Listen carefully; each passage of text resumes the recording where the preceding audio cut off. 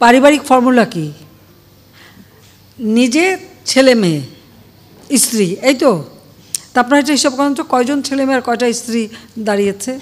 এর বাইরে তো আর পরিবার ধরা হয় না। হ্যাঁ, আমি বলেছি এটা কারণ হচ্ছে আমরা চাচ্ছি ইলেকশনটা, আমাদের কথা হচ্ছে ইলেকশনটা প্রভাবমুক্ত যেন হয়, প্রভাবমুক্ত যেন হয়, মানুষ যেন স্বাধীনভাবে ভোটটা দিতে পারে, সেটাই হচ্ছে আমাদের লক্ষ্য। আবার আমাদের আওয়ামী লীগ যেহেতু আমরা করি, আমাদের অনেকে তো পরিবারে অনেকে তো দীর্ঘদিন ধরে এক একটা জায়গায় তারা আগেই নির্বাচন করে, মানে যিনি এমপি হয়েছেন তার বহু আগে থেকে নির্বাচন করে, কেউ ইউনিয়ন বোর্ডের চেয়ারম্যান বা ইউনিয়ন কাউন্সিল চেয়ারম্যান, কেউ উপজেলা চেয়ারম্যান, সেরকম তাদের তো ট্র্যাডিশনালি আছে। তাদেরকে আমরা মানা করি কি করে?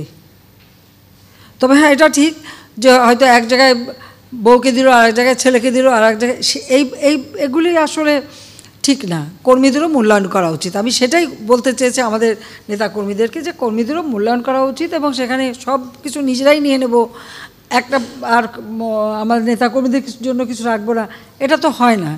সেই কথাটাই আমি বলতে চেয়েছি।